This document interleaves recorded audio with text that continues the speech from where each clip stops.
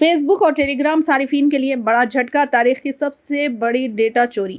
Google, face بک، apple اور ٹیلی gram جیسے مشہور کمپنیوں سے تعلق رکھنے والے 1.6 ارب سے زائد پاس ورڈ لیک ہو گئے ہیں۔ ماہرین کے مطابق سائبر کرمنلز اس ڈیٹا کو فشنگ اور ای میل حملوں کے لیے استعمال کر سکتے ہیں۔ صارفین کو فوری طور پر اپنے اکاؤنٹ کی حفاظت کے لیے نو فیکٹر اتھینٹیکیشن کا استعمال کرنا چاہیے۔ پاس ورڈ تبدیل کرنا اور پاس کی فیچر استعمال کرنا بھی انتہائی ضروری ہے۔ ایپل، گوگل، فیس بک اور ٹیلی گرام کے لاکھوں صارفین کا ذاتی ڈیٹا چوری ہونے کے خطرے میں ہے۔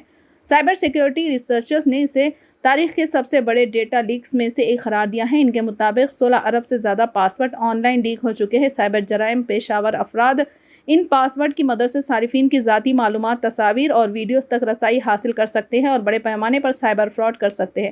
سائبر ماہرین کے مطابق 16 ارب لاگ ان کی تفصیلات آن لائن لیک ہوئی ہیں۔